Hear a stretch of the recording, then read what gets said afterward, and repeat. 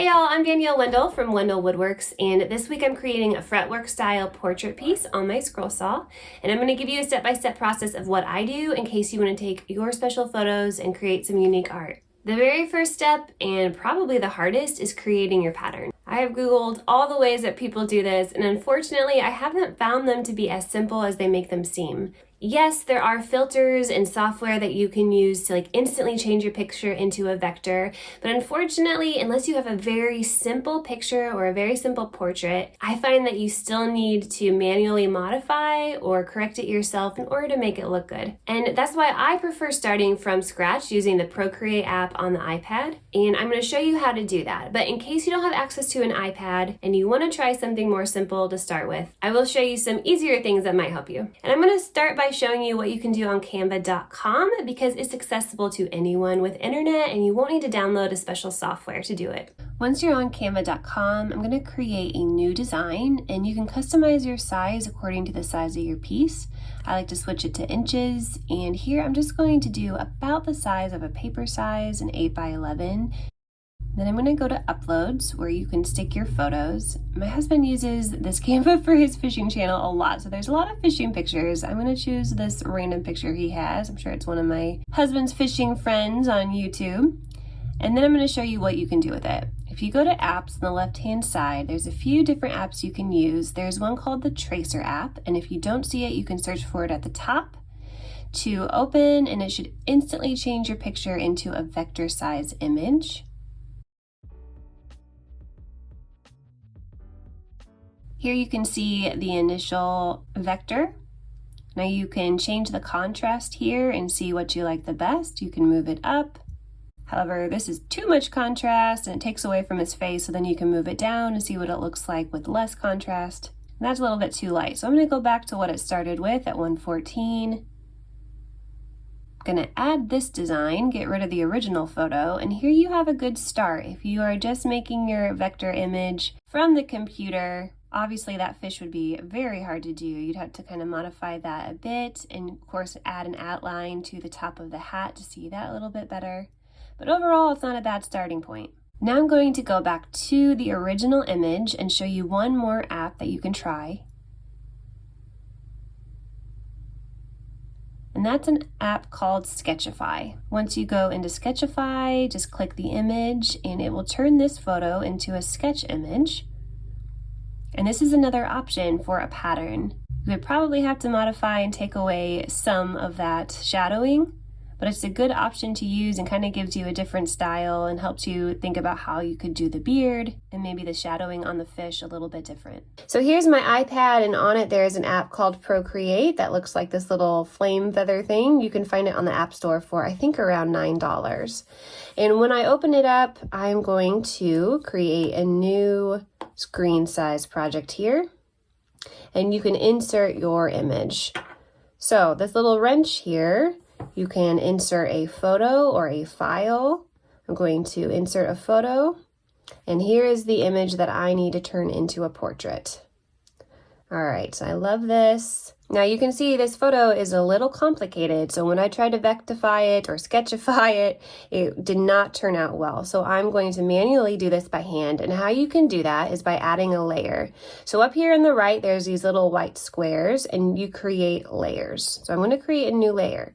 Now this way I can draw on this layer and erase it without erasing the picture underneath. So on this layer, I'm going to go to a brush, and I've got this on a studio pen. And that's about the size of it right now. When you hit it with 2 fingers, it erases. Also, a trick here is when you hit the studio pen, you can go to stabilization. I like to turn the stabilization up. That'll kind of eliminate the shakiness of your hand and will help your line to stay more stable. So stabilization is turned up, and I've got this on pen. If you want to increase the size of your marking, you can over here. Now what we're going to do is zoom in, and we're just going to trace the outline of our picture. Here's the hairline. I'm leaving it open. You don't want to shut that line or this whole piece will come out, if that makes sense. So I'm leaving that line open a bit. I'm going to trace his ear. And you want to color in all the shadow parts. So we'll cut that out. Here's an outline. Now this part we'll color in. All right, it's time consuming, but we're gonna go ahead and trace over the whole image here. So here I have my initial outline of my portrait, and now what I want to do is go in and evaluate it from the point of me being at the saw. And what you have to watch out for is no enclosed circles. For example, if I were to cut this whole line out, this whole piece would drop out. And I don't want this to be a whole hollow space, I just want this line here. So what I need to do is make sure that I'm ending the lines with appropriate space, so that this is a outline and not a whole piece that just comes out. It's time consuming, sometimes it works your brain, but you gotta just go through and think about what happens if I cut this out, and what's that gonna look like, or how's that gonna translate.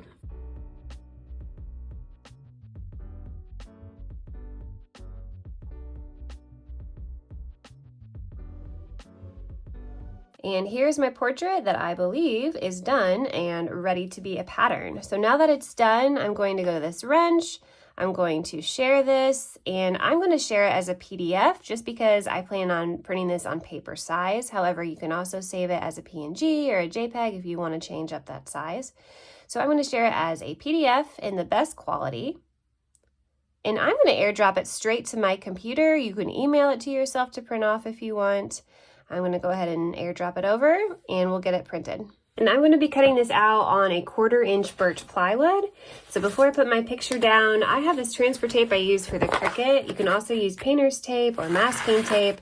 I'm just going to lay this down over the plywood to protect it, and then I'm going to glue my portrait big piece right on the top. Now normally I pre-cut the plywood to the size that the piece is going to be, but I forgot to do that, so I went ahead and just drew the lines of where I'm going to cut my piece, and my pattern is already centered to that, so it'll be centered and ready to frame or put on the backing when it's done. Now the trick to doing these is that you have to have a itty bitty micro drill in order to make these small holes. We will put our drill holes in all of the thicker black pieces to begin, but there are going to be some places that, like this line down here on the couch, where we have to put the hole on a very small line. And this micro drill bit is actually the same size as a spiral blade that I'm going to be using. So it's very small. I don't remember what size it is, but I can put it in the description. And this is a micro bit adapter that you can put right into your drill. You just have to be careful because they're so small, they do break easily. So make sure that you drill straight down and straight up, nice and slow. And we need to put these on all of the starter holes that we will need, which may be a lot. I always forget one and end up going back, and that's okay. So let's begin by doing the drill holes in all of the thick black pieces that we know will be easy places to start. And then we can go from there. So I'm down here at my saw. I went to grab a Pegas number 20 spiral. However, I was all out. I just ordered some from Bear Woods, but they take 8 to 10 days to ship from Canada, and I could not wait that long. So I ran across the street. I'm gonna try out these Olsen spiral tooth number 0. The kerf was small enough to fit in my tiny holes. So I'm gonna give these a try today. I've got it in one of my starter holes, and I'm gonna just take this drill hole by drill hole, and you might be surprised by how connected all of these lines are. So there's not as many starter holes as you might think. So one at a time, we'll see how far I get here. So if you've never used a spiral blade before, they're very different from straight blades in that they actually cut in all directions. So you don't have to turn your blade around. You can just shift your piece left, right, back, forward. This can be great for fret work and for quickly getting lots of smaller places. But to be honest, I was really struggling with the accuracy with these. Maybe I would have had better luck waiting for the number 2s to arrive. But after cutting half of the couch, I was disappointed with some wobbles in my line. So I decided to try a straight edge blade since accuracy in this piece is really important. What I found though was that even when I bumped it up to a number 5 blade, the kerf was too small and it didn't match what I had already done. If I had started the piece all over, I might consider tracing the outline with a thicker line and cutting it out with a straight blade by cutting both sides. Obviously, that's a much more time-consuming way to do it and a lot of work, but I know my accuracy would have been better. Since I felt like I needed to continue with the spiral, I just slowed it way down and took my time, and then at the end, in the places where I felt like my line was a little too wobbly, I went back with the number 2 modified geometry blade and smoothed it out using it almost like a sander.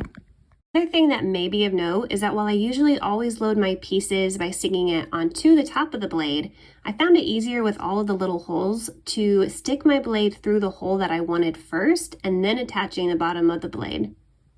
So I just peeled off the template and these are my cuts so far. Now obviously this is going to be really fragile, so in the next step of sanding I'm going to have to be really careful. I'm going to make sure it's all laid flat and I'm not putting extra pressure on any one of these pieces.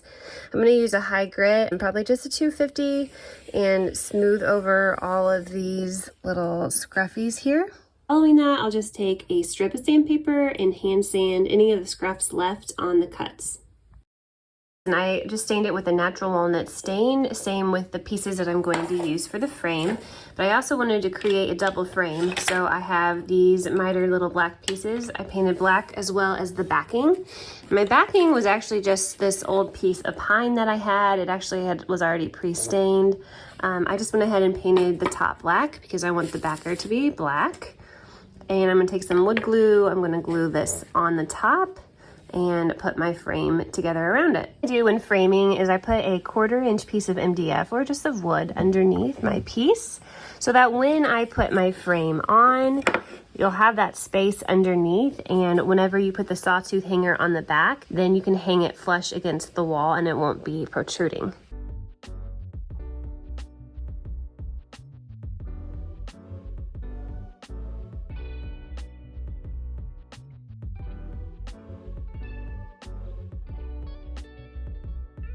All that was left was for me to seal it with a few top coats and put a hanger on the back.